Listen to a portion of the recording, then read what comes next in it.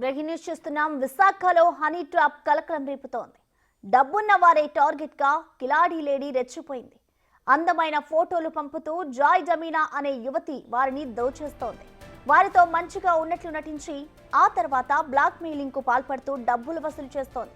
ఈమె చేతిలో మోసపోయిన వారు 10 మందికి పైనే ఉన్నట్లు విశాఖ పోలీసులు గుర్తించారు. ప్రస్తుతం పోలీసులకు చిక్కకుండా తిరుగుతున్న జాయ్ జమీనా టీం కోసం పోలీసులు గాలిస్తున్నారు.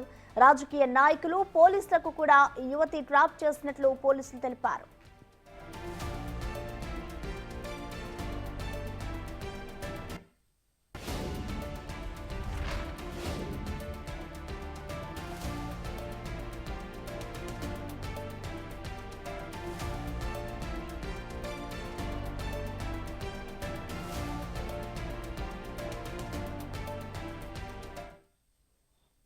దీనికి సంబంధించిన మరింత సమాచారాన్ని మా ప్రతినిధి రాజు లైవ్ అందిస్తారు. రాజు, చెప్పండి, ఈ జాయ్ జమీనాకి సంబంధించిన ఘటన ఎప్పుడు వెలుగులోకి వచ్చింది? అలాగే ఇట్లు పోలీసుల ఆమె కోసం దర్యాప్తు ఏ విధంగా చేస్తున్నారు రాజు?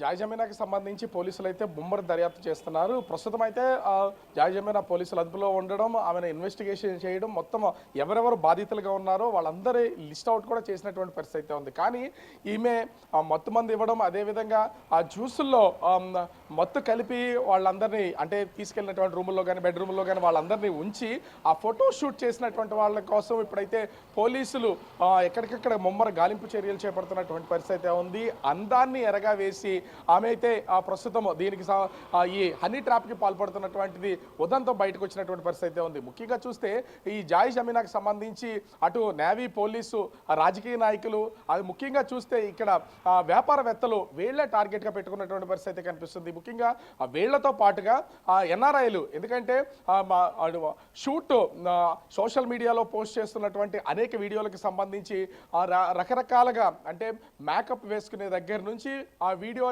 అందంగా చిత్రీకరించి ఆ వీడియోస్ అన్నింటినీ కూడా సోషల్ మీడియాలో పోస్ట్ చేయడం వల్ల ఆకర్షితులైనటువంటి వాళ్ళు ఇన్స్టాలో మెసేజ్లు చేయడం, అదేవిధంగా ఆమె ట్రాప్ చేస్తూ ఆ ట్రాప్లో పడడం, ఇదంతా జరుగుతున్నటువంటి నేపథ్యం అయితే కనిపిస్తుంది. అయితే ఇన్నాళ్ళు దాదాపు ఇప్పటికే 10 మందికి పైనే పోలీసులు బాధితుల్ని ఐడెంటిఫై చేసినటువంటి పరిస్థితి ఉంది. ముఖ్యంగా చూస్తే వాళ్ళల్లో రాజకీయ నాయకులు, పోలీసులు, నేవీ ఆఫీసర్లు, ఎన్ఆర్ఐలు, వ్యాపారవేత్తలు, అంటే 5 సెక్టర్లకు సంబంధించినటువంటి వాళ్ళు ఉన్నారంటే ఈమె టార్గెట్ ఏ రేంజ్లో ఉందో దీన్ని బట్టి అర్థం చేసుకోవచ్చు. ముఖ్యంగా చూస్తే ఇక్కడ డబ్బులు, బంగారం, విలువైనటువంటి కార్లు, ఇదే జాయ్ జమీనాకి సంబంధించినటువంటి టార్గెట్. అయితే దీని వెనక ఈమె ఒక్కతే ఉన్నది అనేది మాత్రము ఎవరు అనుకోవడం లేదు. అటు పోలీసులు ఇన్వెస్టిగేషన్లో కూడా తేలింది. ఈమె వెనక ఒక ముఠా పనిచేస్తుంది. ఆ ముఠానే ఎవరిని టార్గెట్ చేయాలి, రాజకీయ నాయకుడైనా, నేవీ అధికారి అయినా, పోలీస్ అయినా, వ్యాపారవేత్త అయినా, ఎన్ఆర్ఐ అయినా సరే, ముందు వాళ్ళకి సంబంధించినటువంటి డేటా కలెక్ట్ చేసి వాళ్ళని ట్రాప్ చేస్తున్నారనేది మాత్రం ఇక్కడ స్పష్టంగా అర్థమైనటువంటి పరిస్థితి కనిపిస్తుంది. మెడికల్కి సంబంధించినటువంటి మత్తు మందులతో పాటుగా డ్రగ్స్ సంబంధించినటువంటి ముఠా కూడా జాయ్ జమీనాతో ఈ ముఠా సభ్యులుగా ఉన్నారు.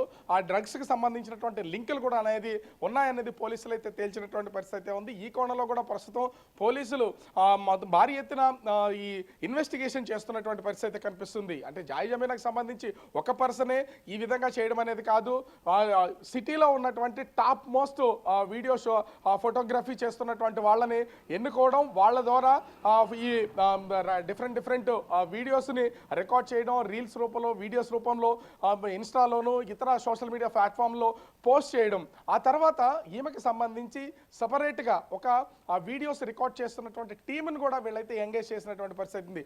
వీళ్ళ పని ఎవరైతే ట్రాప్ అవుతారో, ట్రాప్ అయిన తర్వాత వాళ్ళని మాయ మాటలు చెప్పడం, తన కవింపులతో ఆ మాటలు చెప్పిన తర్వాత ఒక ప్లేస్ అయితే ఫిక్స్ చేస్తుంది. ఆ ప్లేస్కి రప్పించడం, ఆ ప్లేస్కి వచ్చిన తర్వాత ఆ రహస్యంగా వాళ్ళకి జ్యూస్లో కానీ లేదా ఆ వాటర్లో కానీ మొత్తం మందిని కలిపివ్వడం. వాళ్ళు రాజు, చూసుకుంటే ఈ జాయ్ జమీనా కేసుకు సంబంధించి ఇప్పటికే 10 మందికి పైగా బాధితులు ఉన్నట్లుగా తెలుస్తుంది. గతంలో ఎప్పుడైనా వారు కంప్లైంట్ చేస్తారా, లేదంటే ఇప్పుడు ఒక వ్యక్తి మాత్రమే కంప్లైంట్ ఇచ్చిన తర్వాత వాళ్ళందరూ బయటకు వస్తారనుకోవచ్చా?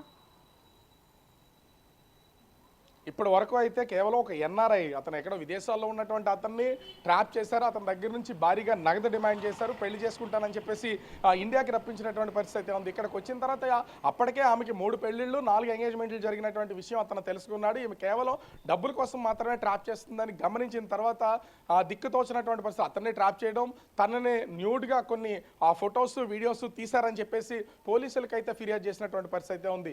ఈ బెదిరించిన తర్వాత అంటే డబ్బుల కోసం ఆమె బెదిరించిన తర్వాత ఇక దిక్కుతోచని స్థితిలో పరువు కోసం చాలా మంది అయితే ఆలోచిస్తున్నటువంటి పరిస్థితి అయితే ఉంది. కానీ ఎన్ఆర్ఐ ఎక్కడి నుంచో వచ్చినటువంటి వ్యక్తి కావడం భీమిలి పోలీస్ స్టేషన్లో ఈ మొత్తం ఉదంతానికి సంబంధించి జాయి జమీనా మీద ఆ కేసు అయితే పెట్టినటువంటి పరిస్థితి అయితే ఉంది. కేసు నమోదు చేసిన తర్వాత వివరాలు తీసుకున్నటువంటి పోలీసులు మొత్తం పూర్తి స్థాయిలో ఇన్వెస్టిగేషన్ అయితే చేసి జాయి జమీనా అయితే అరెస్ట్ చేసినటువంటి పరిస్థితి అయితే ఉంది. ఆమె వెనక ఎవరున్నారనేది కూడా ఇన్వెస్టిగేషన్ చేస్తున్నారు. నిన్న సిపి శంఖపత్ర బాగ్జీ మీడియాకు అందించినటువంటి వివరాల్లో ఇప్పటికీ 10 మంది బాధితులు అయితే మేము ఐడెంటిఫై చేసాం.